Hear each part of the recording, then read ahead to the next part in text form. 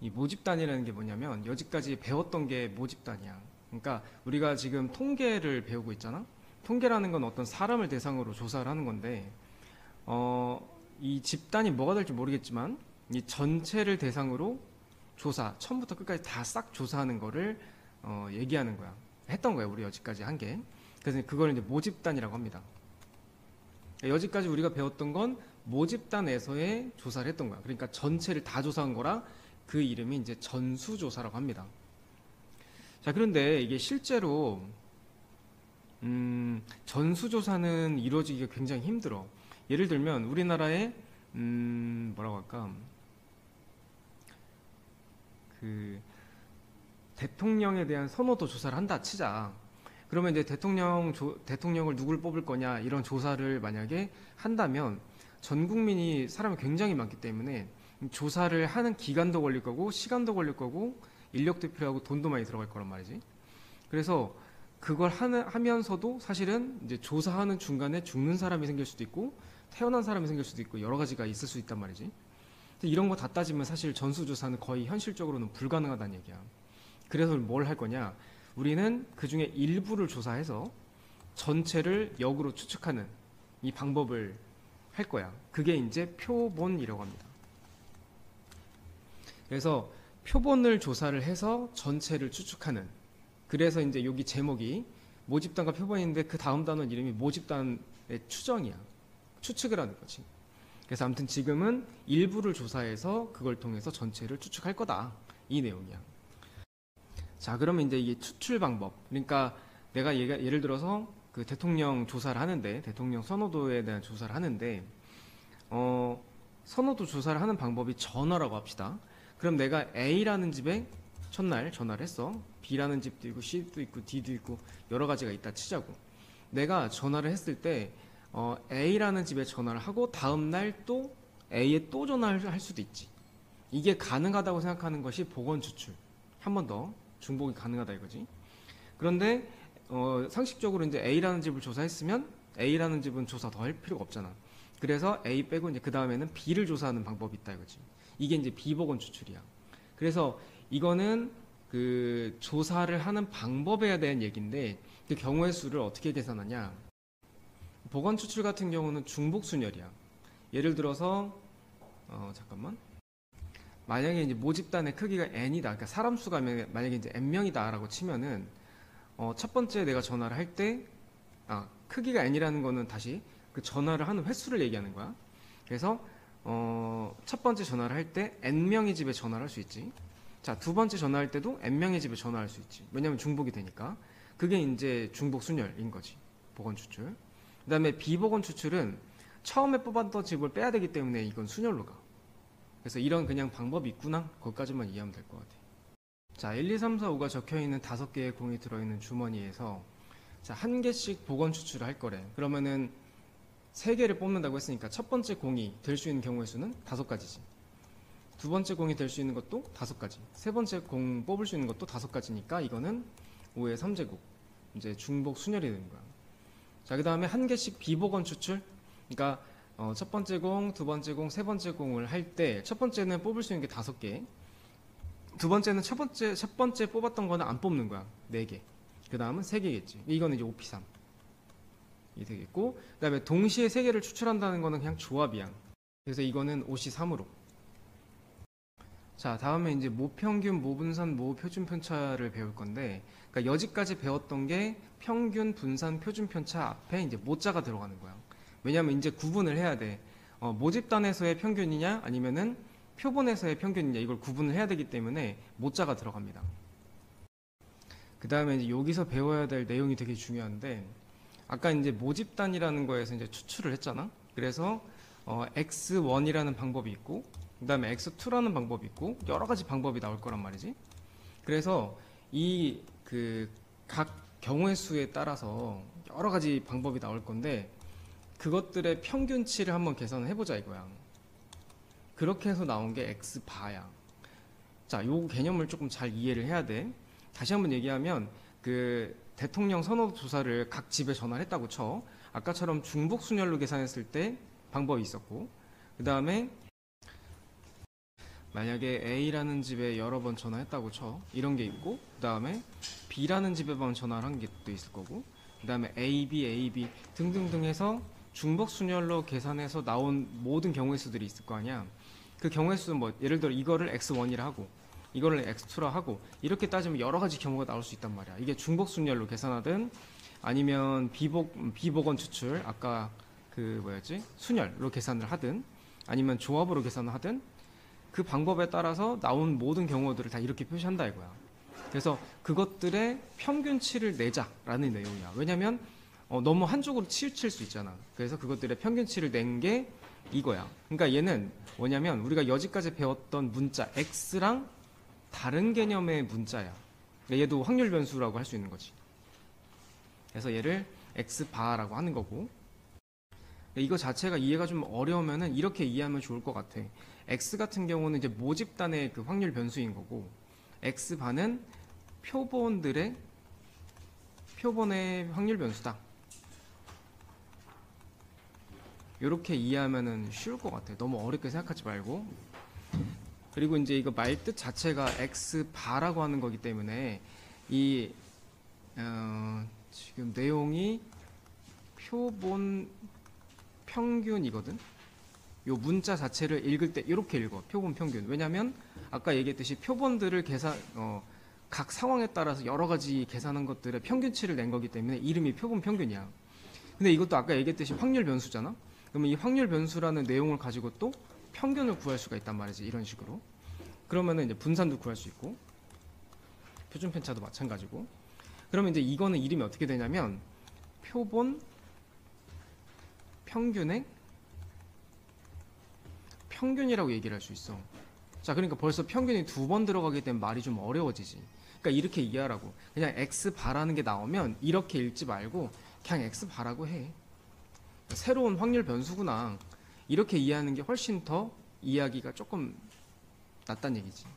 그래서 이렇게 하시고, 다시 한번 얘기하지만 표본을 만들었을 때 쓰는 문자다 이렇게 이해하면 되고, 이것도 확률 변수이기 때문에 평균, 분산, 표준 편차가 다 따로 있다라는 거야.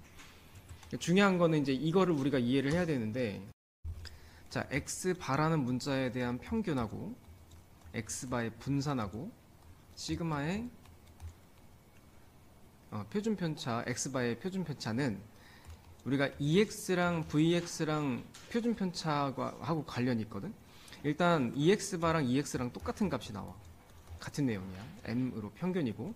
그 다음에 X바의 분산은 N분의 VX. 그 다음에 여기 뭐 루트 씌운 거니까 루트 N분의 시그마다. 이렇게 되는 거야. 그럼 결론은 이 두 가지만 외워주면 되는 거지. 자, 그러면 도대체 저게 왜 저렇게 나옵니까? 또 이렇게 물어볼 수 있거든. 근데 이 내용 자체가 이걸 설명하기에는 너무 좀 복잡해. 그래서 요건 그냥 외웁시다. EX바랑 평균이랑 같다. 그 다음에 VX바랑 VX는 관계가 N으로 나눈 거. 이거다. 요 두 가지만 이해해주면 될 것 같아. 자, 그러면은 이 확률 분포를 표로 한번 그리는 걸 한번 보여줄게. 일단 135라는 숫자가 적힌 카드가 3장 있고, 이 중에서 이제 2장을 복원 추출로 뽑을 건데, 이 카드에 적힌 숫자의 평균치를 x바라고 한대. 그러니까 예를 들면 지금 여기에서 뽑을 수 있는 경우가 1, 1 뽑을 수 있지, 1, 3 뽑을 수 있지, 1, 5 뽑을 수 있지, 그 다음에 3, 1 뽑을 수 있고 3, 3 되고 3, 5 되고, 그 다음에 5, 1, 5, 3, 5, 5 이렇게 총 9가지의 경우가 나온단 말이야. 이것도 이제 중복순열이죠. 3 곱하기 3 한 번 뽑을 때 이제 3장 뽑을 수 있으니까 이렇게 했는데, 이거의 평균을 한번 내봐. 두 개 더해서 2로 나누면 1이지? 그게 이제 x바라는 확률 변수가 되는 거야. 1. 그 다음에 자, 합쳐서 이제 평균이 1 나올 수 있는 게 얘밖에 없죠. 그러면 이제 9개 중에 한 가지가 되겠고, 그 다음에 얘는 평균이 뭐야? 더해서 2로 나누면 2지? 그럼 2가 나올 수 있는 상황이 뭐 있을까? 그러니까 합이 4가 되면은 2가 되는 거지? 그러면 얘는 둘밖에 없네. 9분의 2. 그 다음에 합이 3인 거, 얘 더해서 2로 나누면 3이지? 3 나올 수 있는 게 1, 5, 5, 1, 3, 3 밖에 없네, 그지? 3개. 그 다음에 4 되는 거는 8 그러면은 4 될 수 있지. 9분의 2개. 그 다음에 5 되는 것까지 해서 9분의 1인 거지. 자, 이게 이제 x 바라는 거야. 됐지? 이 표로 그리란 얘기고, 그러니까 이 상태에서 평균 분산 표준 편차를 구해주면 되는 거지. 자, 그래서 x 바는 그냥 새로운 확률 변수다. 그래서 이거 x 바의 평균은 구하는 방법이 어떻게 된다고? 2x랑 똑같다. 그러니까 즉 m과 똑같다. 그 다음에 x 바의 분산은 어떻게 구한다고? n분의 분산이랑 같다. 이거야 뭐 이게 루트 씌운 거니까. 자, 그럼 이제 한번 계산해 봅시다. 문제에서 모평균이라는 게 무슨 뜻이라고? 2x가 모평균인 거야. 그 다음에 모분산은 vx 16인 거고, 이 모집단의 크기가 이제 100이라 했기 때문에 n이 100 이렇게 되는 거죠. 그러면 이제 2x만은 평균과 같기 때문에 30 되는 거고, 그 다음에 얘 같은 경우는 n분의, n은 100이니까 100분의, 자 vx는 16이죠. 그럼 이건 이제 약분하면은 얼마야? 4로 나누면 25분의 4가 되겠고, 그 다음에 이거 시그마는 여기다 루트 씌우면은 5분의 2가 되겠지. 자, 이렇게 이제 공식으로 가는 거야 이제 앞으로. 자, 모집단의 확률 변수 x의, 이거 x입니다. x의 확률 분포가 이렇게 나와 있고, 모집단에서 크기가 4인, 그러니까 n이 4인 표본을 이미 한다고 했지. 그리고 이제 문제에서 구하는 거는 x 바의 평균을 구하는 거고, 분산도 그렇고, 이거 하란 얘기야. 자, 그럼 얘 구하는 공식이 뭐라고? 2x라 했지? 그 다음 얘는 구하는 공식이 뭐야? n분의 vx 이란 말이지. 그럼 평균 어떻게 구해? 평균은 우리가 이렇게 x에 대한 확률 분포 표로 나와 있을 때는 곱하고 더해라. 그리고 여기도 곱하면 1이니까 4분의 4로, 여기는 곱하면 4분의 3, 합치면은 4분의 8이죠? 이겠네. 이렇게 되고, 그 다음에 분산은 어떻게 구한다 그랬어? 분산은 기본적으로 공식이 x제곱의 평균에서 평균 제곱을 빼는 거지.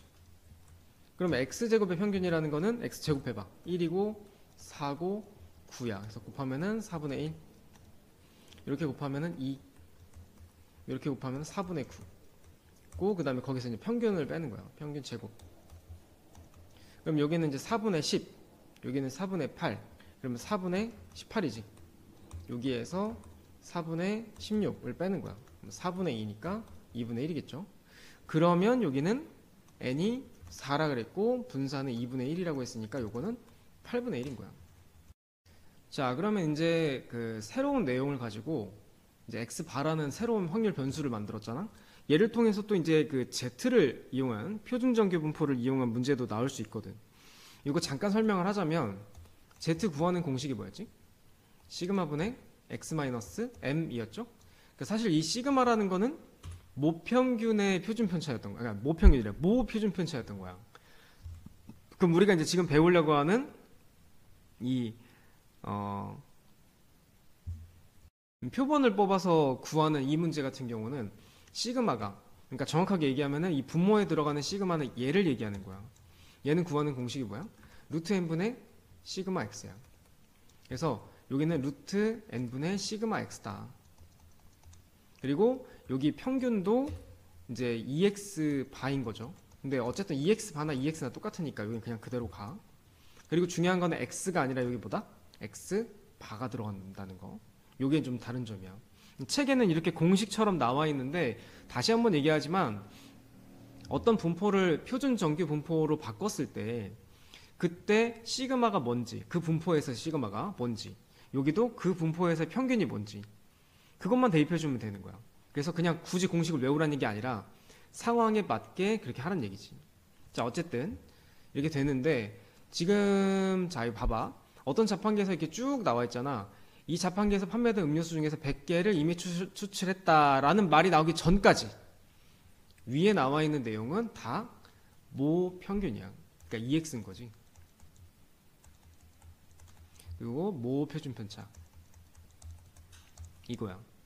근데 이제 추출을 했다라고 나오면 그 이후부터는 x바에 대한 내용으로 이해를 해줘야 돼. 문제를 잘 해석을 잘해야 돼.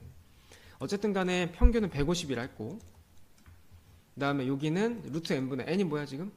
n이 100개. 그러면은 100분의 루트 100이니까 10분의, 그리고 시그마는 5죠. 그러니까 요걸 구하는 거지. 자, 그러면은 이제 x 바가 149부터 150일까지니까 여기다 149를 대입해봐.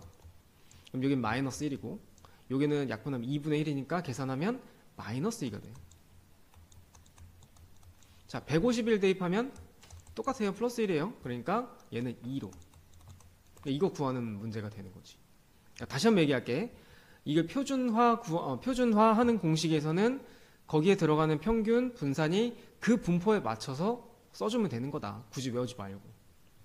자, 그래서 얘는 마이너스 2부터 2까지니까 2를 두 번 계산하면 되겠지? 0.4772를 두 번 더해주면 돼. 자, 어느 탑승객의 짐의 무게 평균이 18kg이고 표준 편차가 4kg이다. 이미 추출했죠? 그 전에 나온 내용이기 때문에 여기는 평균은 18이고 그 다음에 표준 편차는 시그마 x는 4야. 여기서 시작.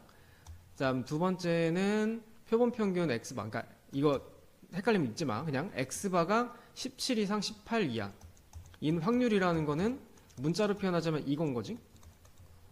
그 확률이 0.8664라는 거야. 그럼 이것도 이제 Z로 바꾸는 공식, 표준화 공식 해야겠죠? 시그마분의 시그마인데 여기서 말하는 거는 정확하게는 시그마 x 바죠. 그렇기 때문에 우리가 구해야 될 거는 루트 n분의 시그마 이거여야 되고, 위쪽도 원래 x-m인데 x 바 마이너스 평균으로 이렇게 가야 돼. 그러면은 n은 뭔지 몰라. 루트 n으로 가고 시그마는 아까 위에서 4라 그랬고 그 다음에 m은 평균 18이죠. 자, 이렇게 된 상황인 거야. 그렇게 해냈는데 이게 지금 보면 평균이 18이잖아.